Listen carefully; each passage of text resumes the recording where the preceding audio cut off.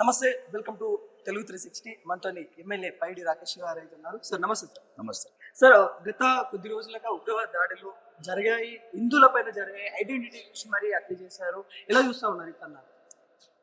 దాన్ని చాలా అంటే ఆ సంఘటన దురదృష్టకరం. ఈ జాతి ఉన్న నొద్దులు, భారతదేశంలో హిందువులు ఉన్న నొద్దులు ఆ 26 కాదు 28 మంది ఏదైతే హత్య జరిగిందో, హత్య చేశారో భాషా విచక్షణంగా దాన్ని మర్చిపోము. భవిష్యత్ తరాలకు కూడా అదొక గుణపాఠం కావాలి. ఈ కుల పిచ్చితోని, ప్రాంతీయ పిచ్చితోని, భాష పిచ్చితోని ఎట్లయితే విడిపోతున్నారో, వాడికి ఎదుటి మతస్థుడికి మాత్రం ఒకటే ఒకటి కనబడుతున్నావు, హిందువు కనబడుతున్నావు. కాబట్టి ఇప్పుడున్న భారతదేశంలో కాదు, ప్రపంచంలో ఉన్నంత హిందువులు ఎవడైతే తీవ్రవాది, ఉగ్రవాది మిమ్మల్ని ఎట్లా ఒకటిగా హిందువు అనుకుంటుండో, మీరు హిందువులుగానే ఉండండి.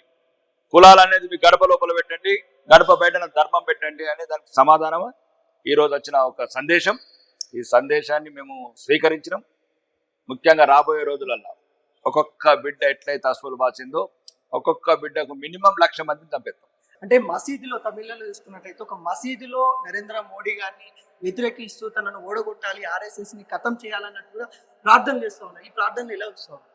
ఆ ప్రార్థనలు 1925 నుంచి చేస్తున్నారు, చూసినాం. మేము 1925 నుంచి ఆ ప్రార్థనలు చూసినాం.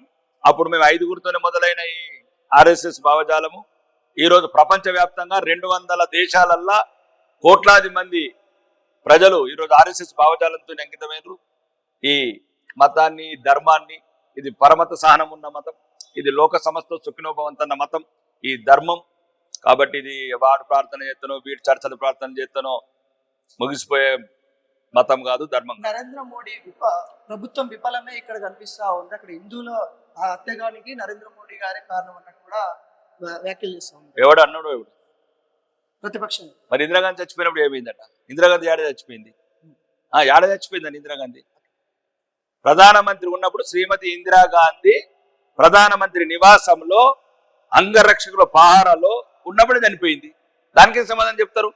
146 కోట్ల దేశం, 30 రాష్ట్రాల దేశం, ఇంత పెద్ద దేశంలో కొన్ని సంఘటనలు జరుగుతాయి. మేమేదో దాన్ని సమర్థించుకోవడం లేదు. అంటే నరేంద్ర మోడీ గారు పిలుపునిచ్చారు, అక్కడ టూరిజం డెవలప్ అవుతా ఉంది, అందరు రండి, మీరు స్వేచ్ఛగా తిరగచ్చు అని పిలుపునివ్వడం వలన అక్కడ అత్యధిక హిందువులు కానీ అక్కడ జనాలు వెళ్ళారన్నట్టు కూడా వినిపిస్తా ఉంది. స్వేచ్ఛ ఏందండి? స్వేచ్ఛగా దాని ప్రాంతాన్ని తయారు చేసాము. 65 సంవత్సరాలుగా కాంగ్రెస్ దాన్ని భ్రష్టు పట్టించింది, దాన్ని తీవ్రవాదం వైపు పంపింది, అక్కడ కశ్మీర్ పండితులు ఎల్లగొట్టింది, హిందువులను ఊచకోత ఒప్పించిన ఈ కాశ్మీర్ని, కాంగ్రెస్ పార్టీని మేము దాన్ని ఒక లెక్కలోకి తీసుకొచ్చి 11 సంవత్సరాలుగా ఆర్టికల్ 37 ఎత్తేసి అక్కడ అన్ని చర్యలు తీసుకొని అభివృద్ధికి ప్రతి సంవత్సరం 50,000 కోట్లు స్పెషల్ ఫండ్స్ ఇచ్చి కాశ్మీర్ అభివృద్ధి చేసినాం.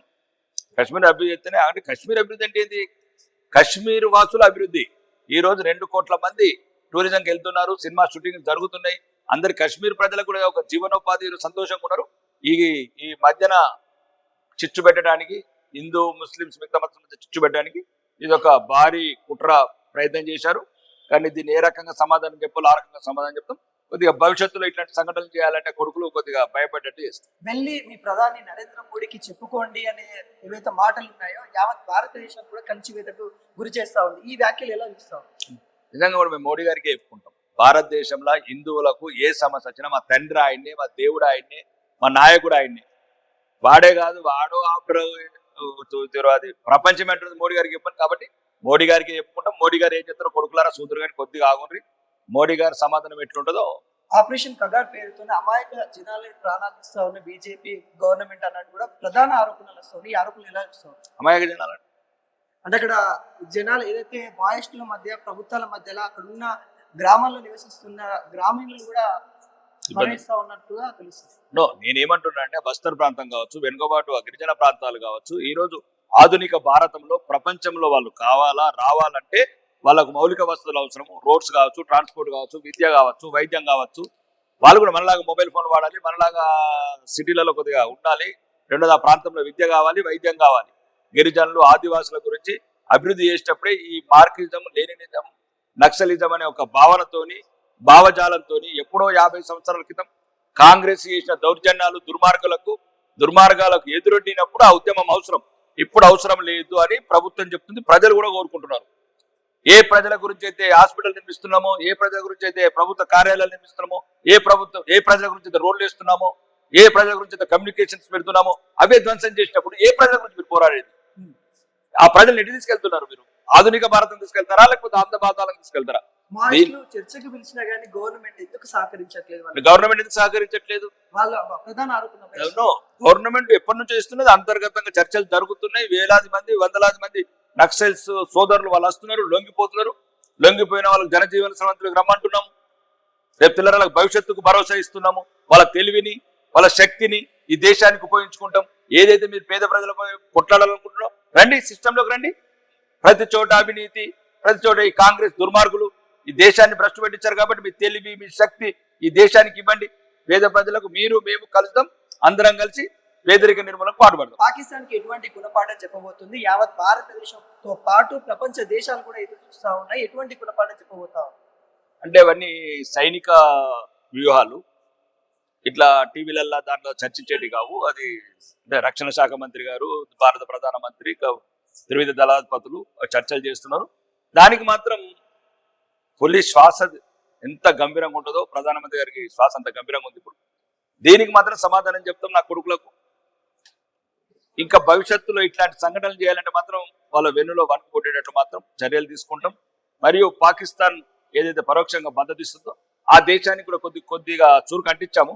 ఇంకా భవిష్యత్తులో ఇప్పుడు 400 రూపాయల కిలో ఉంది ఆట, దాన్ని 4000 రూపాయల కిలో చేస్తాం ఆ పాకిస్తాన్. ఫైనల్ గా హైదరాబాద్ లో ఉన్న పాకిస్తాన్ పౌరులకి ఎటువంటి చర్యలు తీసుకుంటే బాగుంటుంది గవర్నమెంట్? ఏం చెప్పాల్సి? అక్బరుద్దీన్ అసదుద్దీన్ అడగల రేవంత్ రెడ్డి పోయి తెలుగులో మాట్లాడచ్చా అని అడిగింది కదా, తెలుగులో మాట్లాడచ్చా? ఇప్పుడు అక్బరుద్దీన్ దగ్గరికి వెళ్ళాలా రేవంత్ రెడ్డి గారు? ఏం చేయమంటారండి? మరి ఆయనే కదా ఇప్పుడు ప్రభుత్వ అధినేత. ఎవడు వాడే కాదు, పాకిస్తాన్ ప్రతి ఒక్క పాకిస్తాన్ బయటికి వెళ్ళిపోవాల్సిందే.